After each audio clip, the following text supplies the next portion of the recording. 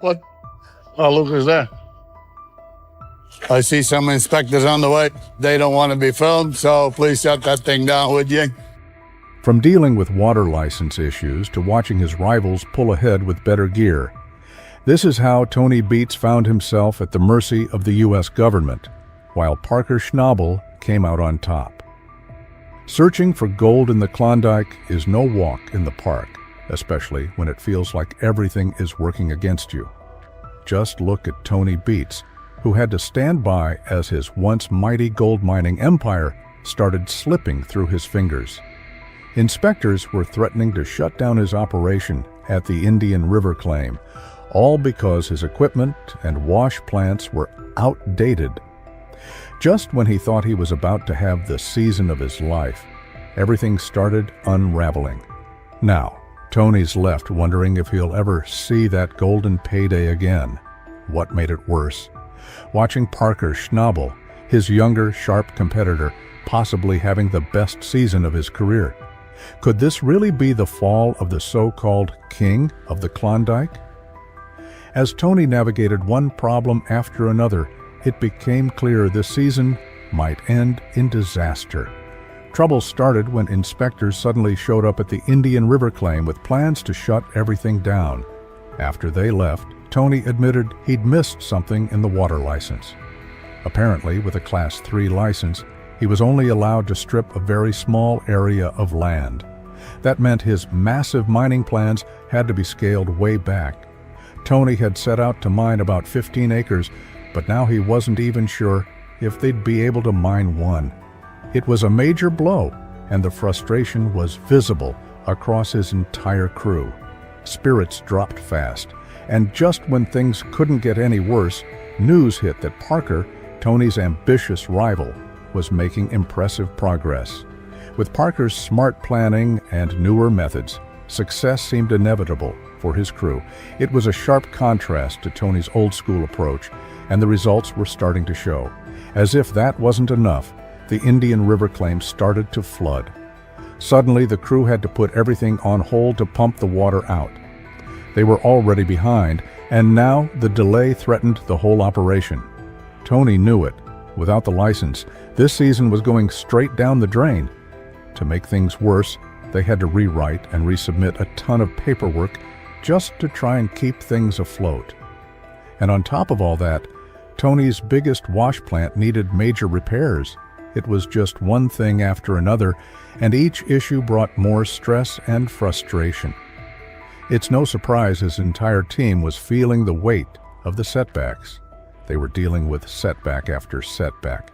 But at the end of the day, they knew they couldn't just sit around. It was time to get to work. Progress was slow, but eventually the wash plant roared back to life. For a brief moment, it felt like things were finally moving in the right direction. Unfortunately, that feeling didn't last long. Just as they were tackling yet another issue with their setup, they were hit with a major blow.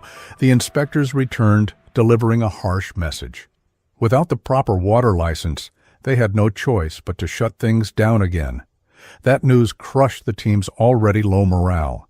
Despite all their effort, despite how hard they'd worked, it looked like they might never see the rewards of their labor. Faced with a tough decision, they figured their only real option was to return to Paradise Hill. That alone was a tough pill to swallow.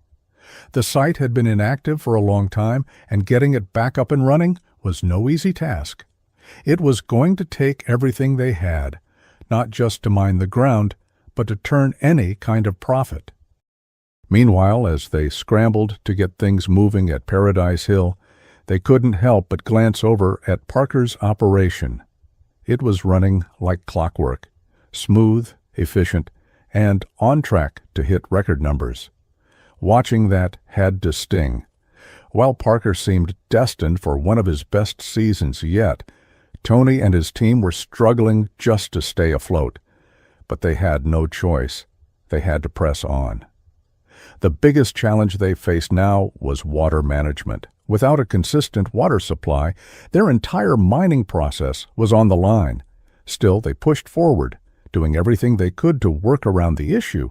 The team held up under immense pressure, and stress, refusing to throw in the towel, and slowly but surely, they started seeing results.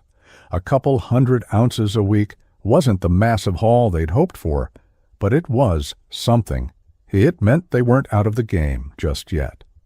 All the obstacles they faced this season had put Tony's title as the King of the Klondike under serious threat. As the saying goes, heavy is the head that wears the crown. But even in the face of so many problems, Tony and his crew didn't back down. They managed to extract some gold from the ground, not as much as they dreamed of, but each piece was a small victory. Each nugget was a reminder that they were still in the fight. It gave them a flicker of hope that maybe, just maybe, they could salvage something from this nightmare of a season. After all, if Parker could turn things around, why couldn't they? Before they knew it, the final weeks of the season were approaching. The entire year felt like a blur, a whirlwind of effort and emotion. They had poured everything into reviving the operation at Paradise Hill. It was hard, frustrating work, but they weren't ready to quit. If they wanted anything from this season, they had to dig deeper than ever before. But no matter how hard they tried, there was no turning back time. The Indian River claims weren't coming back to what they once were. The challenges were simply too great, too overwhelming, and in the end, they fell short of the grand goals they'd set at the start of the season. Despite everything, Tony and his crew kept pushing forward, facing each challenge head-on. Sure, they'd had more successful seasons in the past, but everyone in this game knows you can't win every time. King of the Klondike or not, sometimes you just have to take the hits and keep moving. And for someone like Tony Beets, a man known for taking big risks, this season was another test. He had no choice but to figure out how to overcome the mountain of problems piling up on him and his team. The move to the Indian River claim hadn't solved anything. In fact, it only exposed more cracks in their plan. Tony made a decision. Everything had to be moved to Paradise Hill. All their equipment, all their iron, nothing was staying behind. They were going to give it their all, strip as much land as they could, and hope for the best. But hope doesn't always translate into results. The land was still flooded, and the old rusting wash plant they had to work with wasn't doing them any favors. They were losing money and burning through resources at a rate that couldn't be sustained. Then there was the water license issue, a massive setback. What was supposed to be a 15-acre mining plan got slashed down to just 1 acre. That kind of limitation crushed their chances from the start. While Tony and his team were stuck fighting the elements and outdated gear, Parker and his crew were sprinting toward what looked like a record-breaking season. With advanced equipment and razor-sharp planning, Parker had created a mining operation that every other crew, including Tony's, envied.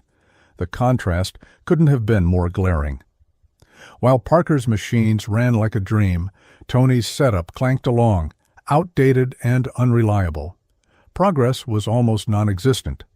The problems at Indian River seemed endless, and their backup plan at Paradise Hill was far from smooth. The equipment there had been left unused for so long that getting it back into working condition just added more delays. It was like trying to sprint with your shoelaces tied together. Still, they refused to give up.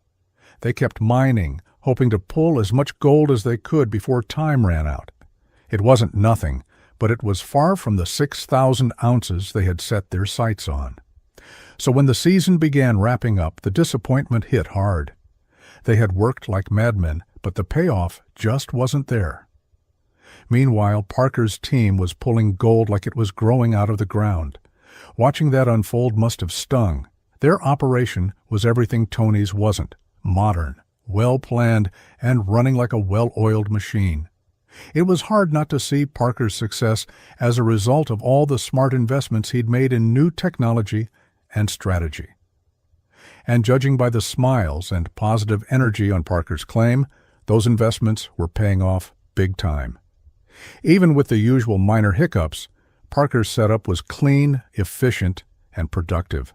It was working, and it was working well.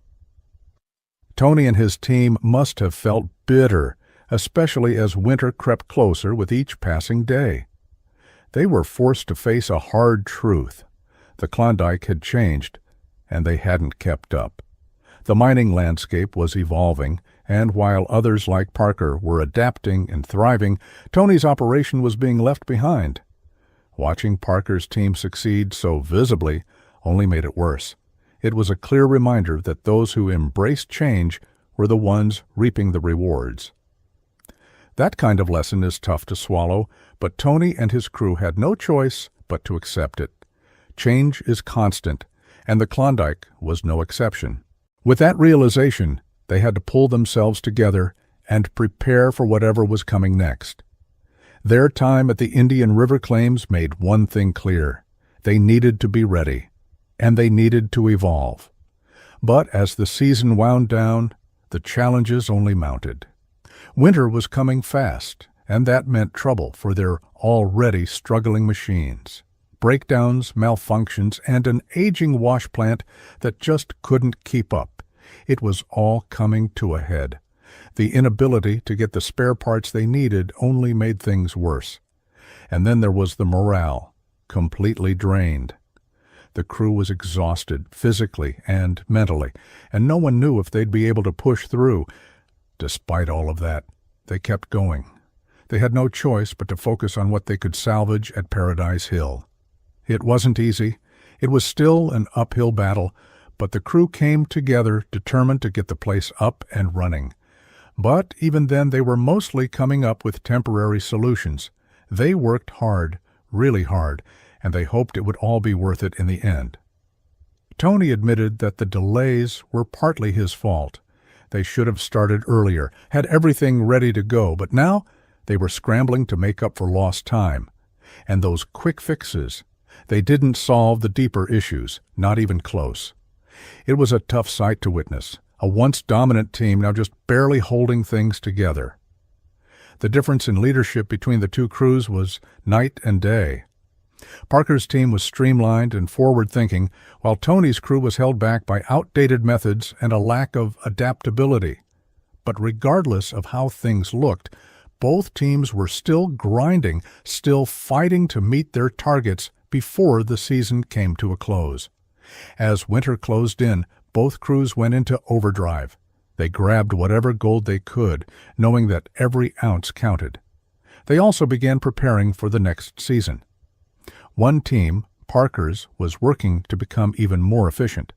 The other, Tony's, was focused on making sure they didn't repeat the same mistakes. You could feel the tension in the air. Both sides knew that the real battle would come next year. This season, Parker expanded his empire, while Tony was left licking his wounds. But that doesn't mean it's over. If Tony wants to keep his crown as the king of the Klondike, he's going to have to make some serious changes. He'll need to step up, innovate, and fight like never before. Because in the wild world of gold mining, nothing is guaranteed and everyone is chasing the same dream.